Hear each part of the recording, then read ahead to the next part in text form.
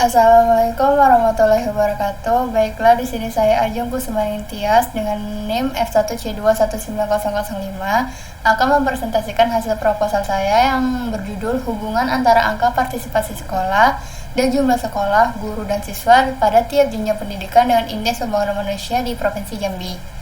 Adapun latar belakangnya, pendidikan ialah proses yang mencakup 3 dimensi, yaitu individu, masyarakat, atau komunitas dari individu itu sendiri, serta seluruh kandungan realitas, baik material ataupun spiritual oleh Nurholis pada tahun 2013. Pendidikan merupakan sektor yang memiliki pengaruh besar pada peningkatan pembangunan. Hubungan tujuan pendidikan dengan filsafat Pancasila. Tujuan dari pendidikan ialah meningkatkan pengetahuan manusia di Indonesia sesuai dengan filsafat Pancasila. Adapun filsafat Pancasila terbagi menjadi 5. Yang pertama, takwa kepada Tuhan Yang Maha Esa. Yang kedua, memiliki akhlak mulia. Yang ketiga, sehat jasmani dan rohani. Yang keempat, memegang keterampilan hidup yang berbakat serta bermartabat. Yang kelima, memiliki tanggung jawab.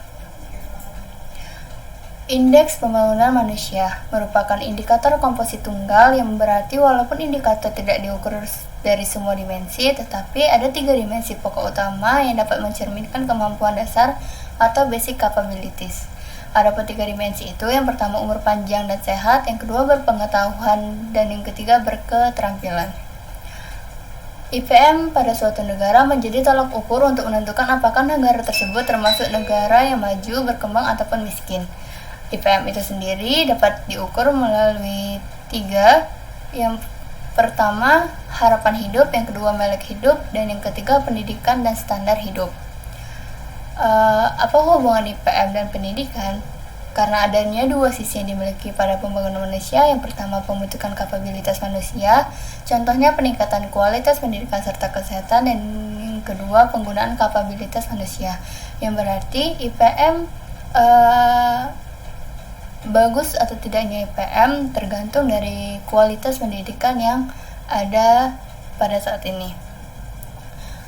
IPM penelitian ini saya bagi menjadi 3 untuk IPM di bidang pendidikan. Yang pertama SD, SMP, dan SMA dengan kategori usia. Yang pertama 7-12 tahun, yang kedua 13-15 tahun, dan yang kategori yang ketiga ialah 16-18 tahun. Batasan masalahnya saya bagi menjadi 3. Yang pertama, luas lingkup meliputi informasi hubungan pendidikan dengan IPM.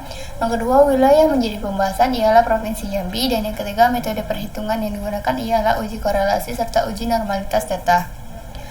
Rumusan masalah saya bagi menjadi 4. Yang pertama, apa saja faktor-faktor yang mempengaruhi Indeks Pembangunan Manusia atau IPM?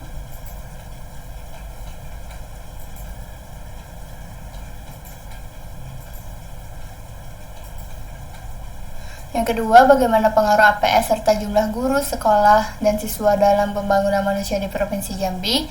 Yang ketiga, bagaimana uji korelasi persen pada APS serta jumlah sekolah, guru, dan murid dalam IPM. Dan yang keempat, apa yang harus dilakukan pemerintah untuk meningkatkan mutu pendidikan yang berkualitas. Tujuan penelitian terbagi menjadi 4. Yang pertama, untuk mengetahui faktor-faktor yang mempengaruhi IPM. Yang kedua, untuk mengetahui pengaruh APS serta jumlah sekolah, guru, dan murid dalam IPM. Yang ketiga, mengetahui uji korelasi persen pada APS dengan jumlah sekolah, guru, dan murid dalam IPM. Yang keempat, mengetahui tindakan pemerintah selanjutnya dalam meningkatkan mutu pendidikan yang berkualitas. Pada bab 2, kajian teori. Untuk pengertian Indeks Pembangunan Manusia ialah adanya pertumbuhan positif serta adanya perubahan dalam berbagai aspek. Aspek yang pertama ialah aspek ekonomi, yang kedua aspek sosial, yang ketiga aspek politik, dan yang keempat aspek budaya dan lingkungan yang difokuskan untuk mensejahterakan manusia untuk hidup yang lebih layak. 3 hal mendasar dalam level pembangunan masyarakat terbagi menjadi 3, yaitu yang pertama umur panjang serta hidup sehat, yang kedua standar hidup, dan yang ketiga pendidikan.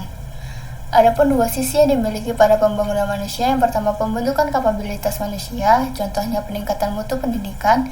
Yang kedua, penggunaan kapabilitas, contohnya menggunakan waktu luang untuk melakukan hal yang positif. Human Development Report pada tahun 1996 mengatakan bahwa pembangunan manusia ialah proses di mana seluruh masyarakat dapat memperluas pilihannya. di mana pendapatan hasil yang didapatkan manusia tergantung dari 3 faktor. Yang pertama kesehatan, yang kedua pendidikan, dan yang ketiga lingkungan fisik. Cakupan dimensi pembangunan manusia terbagi menjadi 5. Yang pertama, pengaruh kapabilitas terhadap pemberdayaan, yang berarti manusia berhak untuk melakukan apapun. Yang kedua, kesetaraan bermakna, kesempatan serta kesamaan peluang. Yang ketiga, kerjasama yang menciptakan perluasan pilihan seseorang sehingga pembangunan manusia tidak hanya fokus pada individu tetapi juga kehidupan sosialnya. Yang keempat, keberlanjutan bermakna, kesempatan sesama generasi ataupun kesamaan peluang. Yang kelima, keamanan yang tidak hanya aman dari bencana tetapi aman dari berbagai aspek ancaman lainnya. Premis penting dalam pembangunan manusia terbagi menjadi 5. Yang pertama, pembangunan mengutamakan penduduk sebagai pusat perhatian. Yang kedua, pembangunan manusia memperhatikan bukan hanya pada upaya meningkatkan kapabilitas tetapi memanfaatkan kemampuan manusia secara optimal. Yang ketiga, pembangunan yang tidak hanya untuk meningkatkan pendapatan tetapi harus terpusat pada secara keseluruhan. Yang keempat, pembangunan manusia didukung oleh 4 pilar. Yang pertama, produktivitas. Yang kedua, pemerataan. Yang ketiga, kesinambungan dan pemberdayaan. Yang kelima, pembangunan manusia menjadi dasar dalam penentuan tujuan pembangunan dan dalam menganalisis pilihan-pilihan untuk mencapainya. Adapun komponen yang dapat diukur dalam IPM, yang pertama income atau pendapatan per kapita, yang kedua expectation of life atau angka harapan hidup, yang ketiga years of schooling atau pendidikan, yang keempat alliteration rate atau tingkat angka buta huruf. IPM ini terbagi menjadi 4 kategori. Yang pertama very high human development untuk ukuran 1 sampai 47, yang kedua high human development untuk ukuran 48 sampai 94, yang ketiga medium human development untuk ukuran 95 sampai 141, yang keempat low human development untuk ukuran 142 sampai 187. Manfaat dari IPM ini sendiri yang terbagi menjadi 3. Yang pertama, untuk mengukur tingkat keberhasilan dalam upaya membangun kualitas hidup manusia dalam masyarakat ataupun penduduk. Yang kedua, untuk menentukan peringkat atau level pembangunan pada suatu wilayah atau negara. Yang ketiga, bagi Indonesia, IPM ialah data strategis karena merupakan salah satu alokator penentuan dana alokasi umum atau DAU. Potret pembangunan manusia di Provinsi Jambi, di mana Provinsi Jambi memiliki 9 kabupaten dan 2 kota, di mana IPM harus diketahui agar dapat melihat sejauh mana pembangunan manusia di Provinsi Jambi berkembang. Dengan menggunakan metode terbaru, IPM di Provinsi Jambi mengalami peningkatan dari tahun 2019 hingga 2020 sebesar 71,2%. Pencapaian ini ialah agregasi dari 3 hal mendasar sebelumnya, yakni umur yang panjang serta hidup sehat, standar hidup, dan juga pengetahuan. Dengan 3 indikator IPM, yang pertama UHH, yang kedua RLS, dan yang ketiga RHLS. Dimensi pendidikan Provinsi Jambi ialah salah satu dimensi yang membentuk IPM ialah dimensi pengetahuan yang diukur lewat tingkat pendidikan. Definisi dari pendidikan ialah metode untuk mengembangkan kebiasaan, sikap yang diharapkan serta keterampilan. Indikator pendidikan merupakan pengembangan pendidikan, salah satu investasi yang dapat dikembangkan oleh sumber daya manusia atau SDM. Data merupakan simbol kuantitatif dari suatu komponen, di mana indikator pendidikan adalah gabungan dari beberapa data pendidikan yang terus dikembangkan dengan tujuan untuk menjelaskan keadaan yang mengacu pada kebijakan pendidikan. Berdasarkan pendekatannya, indikator dikelompokkan menjadi 4 bagian. Yang pertama, indikator input, yang kedua, indikator proses, yang ketiga, indikator output, dan yang keempat, indikator outcome. Angka partisipasi sekolah ialah indikasi yang digunakan untuk melihat tingkat kontribusi masyarakat terpenting anak yang masih sekolah dan sedang melakukan kegiatan pendidikan formal. APS ini dapat digunakan untuk melihat banyaknya penduduk yang berusia sekolah dapat memanfaatkan sarana dan prasarana sekolah yang ada. Jumlah sekolah di guru dan siswa ialah salah satu aspek terpenting dalam indeks pembangunan manusia. Untuk itu dibutuhkan sarana dan prasarana yang lengkap agar siswa dapat merasakan kenyamanan saat belajar, dan jumlah sekolah yang harus cukup untuk menampung seluruh murid, mempunyai cukup tenaga pengajar atau guru untuk dapat memberikan materi kepada siswa dan serta jumlah siswa itu sendiri. Uji korelasi persen merupakan salah satu teknik analisis yang digunakan untuk menakar keberanian atau lemahnya hubungan 2 variabel. Uji ini terdiri dari variabel bebas dan tergantung. Besarnya hubungan ini sekitar 0 sampai 1. Jika variabel tersebut menuju angka 1, berarti hubungan kedua variabel kuat. Seperti itu pula sebaliknya, jika variabel mendekati angka 0, berarti hubungan antara kedua variabel ini semakin lemah. Teknik korelasi dalam SPSS dibagi menjadi 3 bagian. Yang pertama variat, parsial, dan distant. Pada korelasi Pearson, untuk mengetahui ada atau tidaknya hubungan yang terjadi antara dua variabel, yaitu variabel bebas dan variabel tergantung yang berskala interval atau parametrik, dalam SPSS biasanya disebut dengan scale. Asumsi dalam korelasi Pearson yang mana data harus berdistribusi normal, korelasi ini dapat menghasilkan angka yang positif dan negatif. Uji normalitas data ialah salah satu uji yang dikerjakan dengan maksud untuk menilai tebaran data pada suatu kelompok data ataupun variabelnya. Apakah tebaran data tersebut memiliki distribusi normal atau tidak? Uji ini berguna untuk memastikan data yang telah diperoleh berdistribusi normal atau diambil dari populasi normal. Pengujian normalitas pada suatu data yang tidak terlalu rumit menggunakan metode klasik. Jika data yang didapatkan lebih dari 30 angka atau N lebih besar dari 30, maka dapat dikatakan data tersebut berdistribusi normal atau dapat dikenal dengan sampel besar. Pada penelitian terdahulu, saya mendapatkan 2 contoh.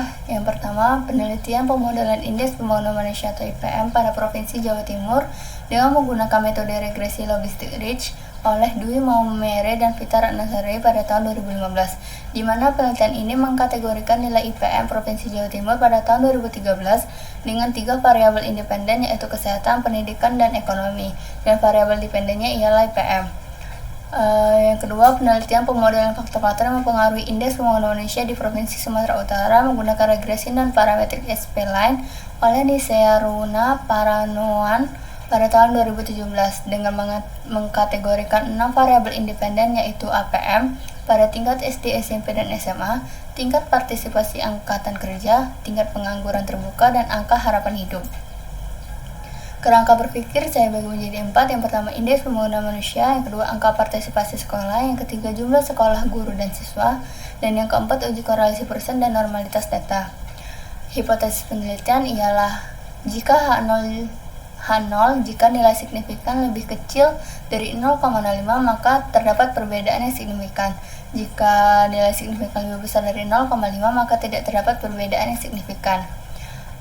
Pada bab 3, untuk jenis penelitian merupakan penelitian kuantitatif karena menggunakan data dari sektor pendidikan Provinsi Jambi untuk tahun 2020 dengan sumber data yang diambil dari Badan Pusat Statistik atau BPS.